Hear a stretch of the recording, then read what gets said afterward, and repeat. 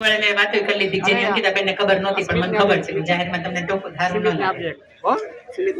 અંતિમ સમય એટલે આજના યુવા વર્ગના દીકરાને અને દીકરીને હાંચવી લેવાનો સમયગાળો. અમારમાં શાંત થઈ જાજો, છેલ્લી 3 મિનિટ પછી મારાથી વિદાય લેવી છે.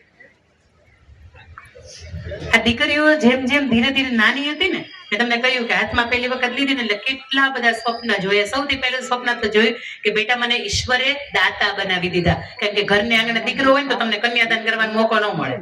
ઘરને આંગણે દીકરી હોય ને તો તમે દાતા એનો જન્મની સાથે તમે બની જાઓ. કાંઈ ન કરો કાંઈ નહીં, કન્યાદાન તો કરશો ને. અને આપણે દીકરીઓ જેટલી પણ ઊભી છે ને એને મારે કેવું છે કે ઈશ્વરે આ સરસ મજાનું સૌભાગ્ય તમારા માતા પિતાને આપ્યું છે ને, તો આ સૌભાગ્યને એઝ ઇટ ઇઝ રહેવા દે છે.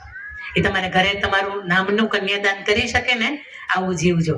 અને એની સાથે મંચ ઉપર જેટલી પણ દીકરીઓ ઊભી છે ને, મારે બધી દીકરીઓને કેવું છે, તમારી સાથે તમારા મમ્મી હોય અથવા તો તમારા પપ્પા હોય તો એને તમે કચકચાવીને પકડી રાખજો. ઓલમોસ્ટ અહીંયાથી લગભગ અનમેરિડ દીકરીઓ છે. લગ્ન થઈ ગયેલા કોઈ દીકરીઓ છે નહીં ને? આવે તો આવ્યો હોત તોય વાંધો નથી. કલ્પેશભાઈ, આપને વિનંતી કે આપ મ્યુઝિક સિસ્ટમ એક સુંદર મજાનું તમને ગીત આપવામાં આવ્યું છે. આપ સૌને વિનંતી કે તમે તમારી જગ્યાઓ ઉપર ઊભા રહેશો, આંખો બંધ રાખશો, બે હાથ જોડશો અને તમારે પણ આવડા સંતાનો